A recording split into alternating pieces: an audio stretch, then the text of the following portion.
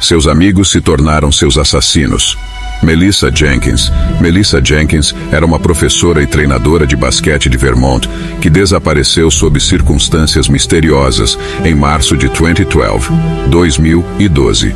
Felizmente, ela foi encontrada dentro de 24 horas de seu desaparecimento. No entanto, infelizmente, sua descoberta revelou um crime perturbador que foi cometido por 2 suspeitos que afirmavam ser seus amigos. Melissa Jenkins era uma mãe solteira de 33 anos que, à primeira vista, parecia uma típica mulher americana. Mas, na realidade, ela era muito mais do que isso. Melissa era verdadeiramente uma das mulheres mais gentis de sua região e faria praticamente qualquer coisa por qualquer pessoa. Todos em sua comunidade, antes e depois de seu falecimento prematuro, só tinham coisas boas a dizer sobre ela. Ela ganhava a vida como professora na St. Johnsbury Academy em Vermont. A St. Johnsbury é uma escola particular, mas também é considerada uma instituição sem fins lucrativos, o que lhe dava uma vantagem sobre algumas outras escolas desse tipo. Melissa era uma das professoras de ciências da escola, amada por todos os seus alunos. Todos os anos parecia que os alunos faziam o possível para entrar em sua turma, pois ela era uma ótima professora que se dava bem com todos os seus alunos e garantia que cada um deles se sentisse bem-vindo, ouvido e cuidado. Ela sempre tinha o melhor interesse de seus alunos no coração e uma verdadeira paixão por contribuir para as futuras gerações. Quando ela não estava ensinando ciências, ela passava seu tempo treinando a equipe de basquete da escola, orientando alunos do 9 Degree ao 12 Degree, 9º ano ao 12º ano, pelo que posso entender. Melissa sabia que se seus alunos fossem ter sucesso, eles não precisavam apenas de uma educação adequada, mas também de uma atividade extracurricular, e ela estava mais do que disposta a fornecer isso a eles. Além de ser uma professora e treinadora incrível, Melissa também era uma ótima mãe. Não sabemos muito sobre como Melissa se tornou mãe solteira, mas sabemos que ela tinha um filho de 2 anos que era o centro de sua vida. Infelizmente, ela precisava trabalhar em 2 empregos para sobreviver, mas estava feliz em fazê-lo se isso significasse construir uma vida melhor para seu filho. Para isso acontecer, ela passava noites e fins de semana trabalhando como garçonete em um restaurante local. Considerando que Melissa passava quase todos os minutos acordados do dia no trabalho ou em público de alguma forma, ficou ainda mais chocante quando ela pareceu desaparecer do mapa em 25 de março de 2012. Nenhum de seus amigos conseguiu entrar em contato com ela durante a noite, e ela também estava cuidando de seu filho de 2 anos naquela noite. Então, seu ex-namorado ficou muito preocupado com a segurança de Melissa e do filho dela. Depois de várias horas sem conseguir falar com ela ou localizá-la, ele decidiu ligar para o 911, o desaparecimento. Foi em 25 de março de 2012, quando a polícia recebeu um chamado do namorado de Melissa.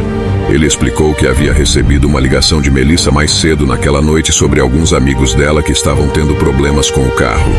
Ele explicou que Melissa havia se oferecido para ajudar os amigos, mas ele não ouviu mais nada dela depois disso, apesar de dezenas de ligações telefônicas. O namorado continuou dizendo que havia saído à procura de Melissa naquela noite, mas não conseguiu encontrar nenhum vestígio dela. Mas é aqui que as coisas ficam interessantes. Ele explicou que Melissa parecia estranha quando falou com ela ao telefone, mas não pensou muito nisso na época. No entanto, ele ficou extremamente preocupado quando finalmente encontrou o carro dela, abandonado na Goss Hollow Road. Isso não parece ter sido um caminho que ela normalmente percorria.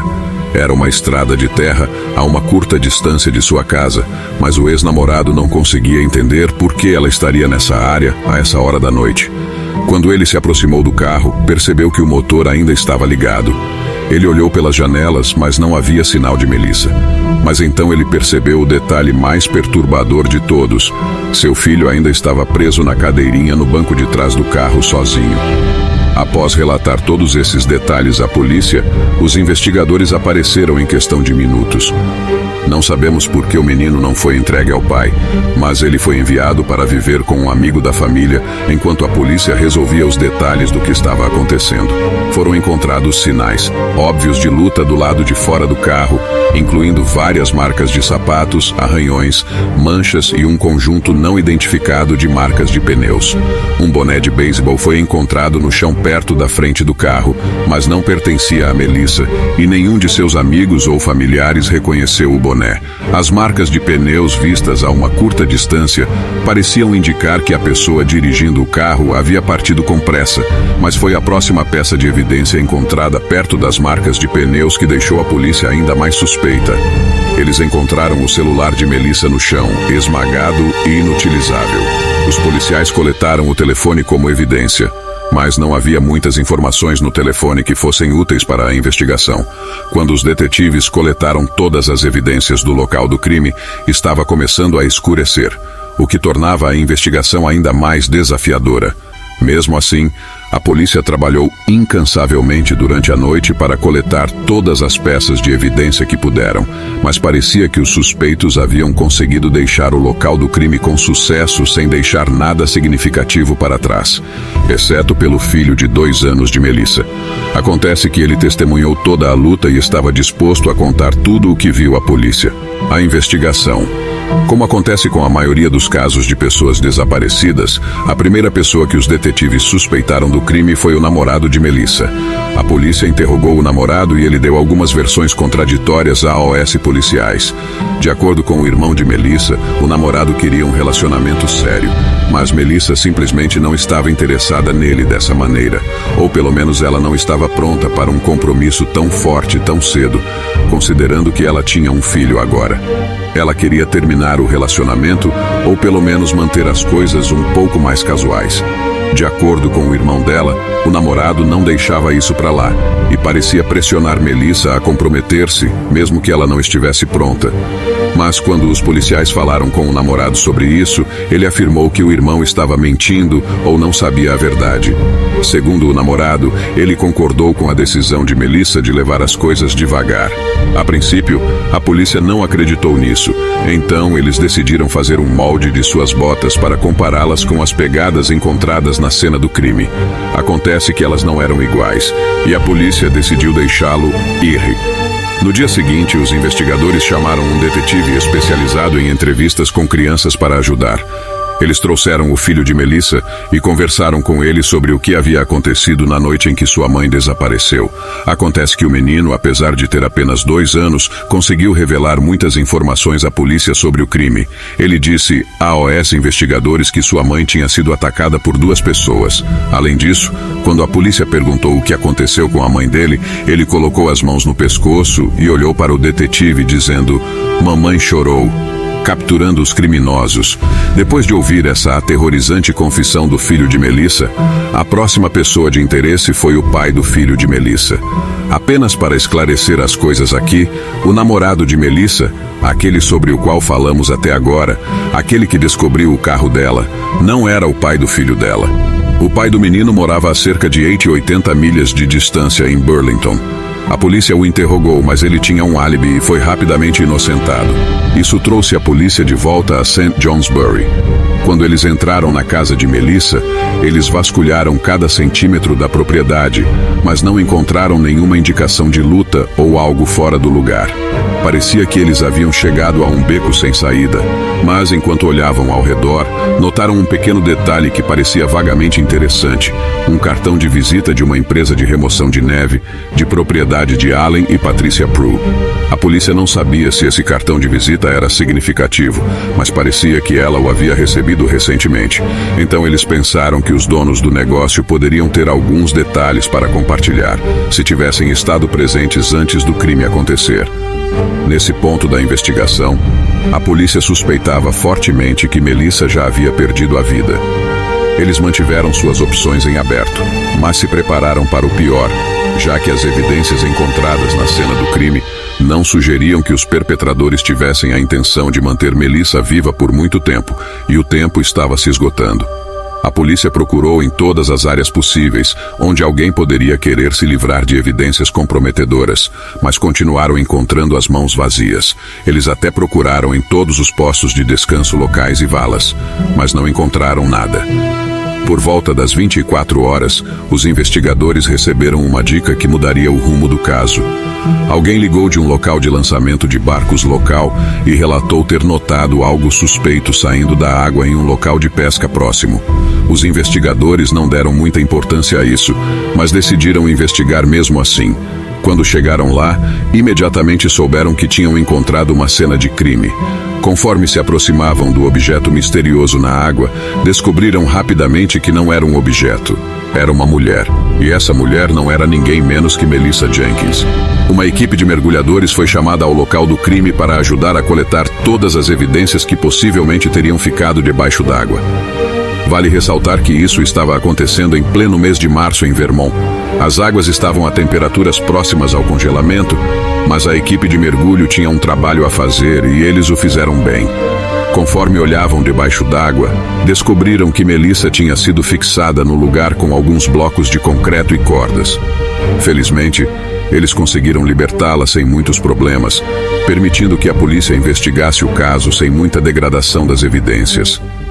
As fotos da cena foram mantidas em sigilo, mas os policiais revelaram que Melissa tinha sido colocada de bruços na água.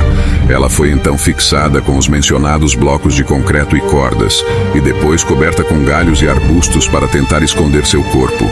Mas isso parece ter sido feito de forma apressada e desorganizada, provando que os criminosos não estavam preparados para o crime.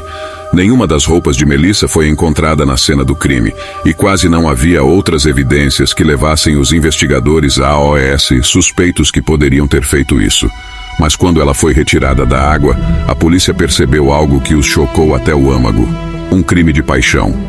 Quando a polícia examinou as evidências coletadas diretamente dos restos mortais de Melissa, eles descobriram que ela estava coberta de hematomas e tinha várias feridas graves que foram infligidas imediatamente antes de sua morte. Essas feridas eram indicativas do uso repetido de uma arma de choque, mas a próxima evidência não era o que os policiais jamais esperariam. Eles descobriram que alguém tinha tirado a vida de Melissa com as próprias mãos. Um ataque íntimo e pessoal que não era consistente com as evidências coletadas até aquele ponto. Eles acreditavam inicialmente que estavam investigando um crime oportunista, mas agora estavam investigando um crime de paixão. Quando os policiais começaram a rastrear os passos de Melissa naquele dia, eles primeiro verificaram os registros de seu telefone para ver com quem ela havia conversado naquela noite. Descobriram que uma ligação havia sido feita de um telefone pré-pago por volta das 8h30 daquela noite. Descobriu-se que o telefone pré-pago só havia sido usado para fazer essa única ligação. Isso levou os investigadores a uma loja em New Hampshire, onde o telefone havia sido comprado.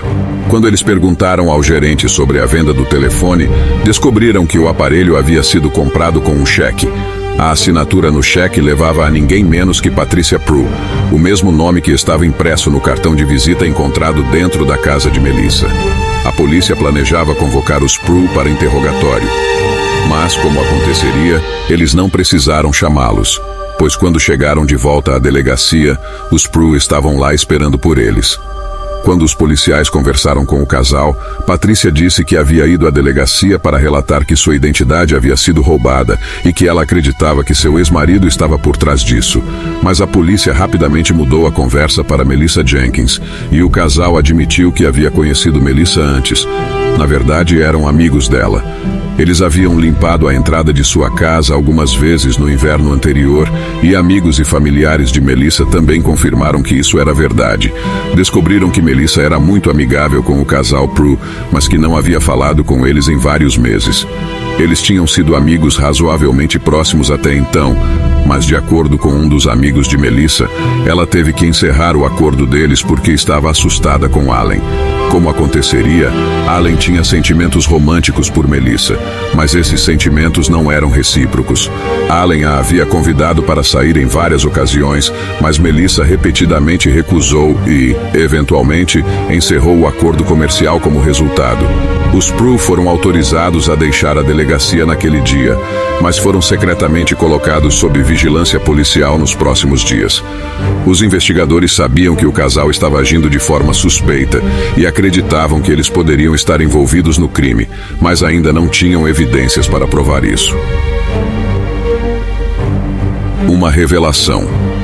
A polícia eventualmente conseguiu recuperar as imagens de CCTV da loja onde o telefone pré-pago foi comprado e, como esperado, tanto Allen quanto Patrícia foram vistos nas imagens. Durante o interrogatório com o casal, a polícia observou que Allen mencionou ter ido a um restaurante drive-thru na mesma noite, então eles solicitaram imagens deste restaurante também. Quando as imagens finalmente chegaram, os investigadores ficaram sem palavras. As imagens de CCTV mostravam Allen usando o mesmo boné que havia sido encontrado na cena do crime naquele dia, aquele que foi deixado na frente do carro de Melissa. A polícia chamou o casal de volta para fazer mais perguntas, desta vez falando com eles separadamente. Patrícia negou qualquer envolvimento e qualquer conhecimento sobre o crime, mesmo quando confrontada com as imagens de CCTV e as imagens da cena do crime. Allen, por outro lado, cedeu à pressão. Allen abriu-se para os policiais e explicou os detalhes do que aconteceu naquela noite fatídica, e não foi bonito. A polícia sabia que ele havia mostrado interesse romântico por Melissa anteriormente, mas não poderiam esperar o que ele revelaria em seguida. Allen admitiu que sua esposa, Patrícia, era bissexual. Além disso, ela tinha dificuldades com a monogamia. Eles frequentemente discutiam sobre convidar outros parceiros para o quarto deles, e Allen sentia que tinha que ceder a isso. Nesta ocasião em particular, o casal concordou em encontrar alguém disposto a ir para casa com eles, e Allen especificamente queria trazer Melissa para a equação. Eles elaboraram um plano para simular problemas no carro, ligando para Melissa para ajudá-los. Parecia que o plano era apenas tentar seduzir Melissa para ir para casa com eles, mas o plano saiu muito rapidamente dos trilhos. Pouco depois de Melissa chegar, Allen a atacou e conseguiu dominá-la, mas ele não foi capaz de completar o ato. Patrícia então interveio e acabou com as coisas, com os dois trabalhando juntos para esconder Melissa no banco de trás do carro, agora entrando em pânico pelo que haviam feito. Nesse meio tempo, o jovem filho de Melissa observava do banco de trás do carro, com Allen e Patrícia completamente alheios ao fato de que Melissa havia trazido o filho com ela naquela noite. O crime não foi premeditado, por assim dizer. Sim, eles conspiraram juntos para tentar convencer Melissa a ir para casa com eles, mas tanto Allen quanto Patrícia insistem que não tinham planos de tirar sua vida naquele dia, e as evidências certamente parecem apoiar isso. Allen diz que, mesmo depois que as coisas deram errado, ele ainda não tinha planos de matá-la.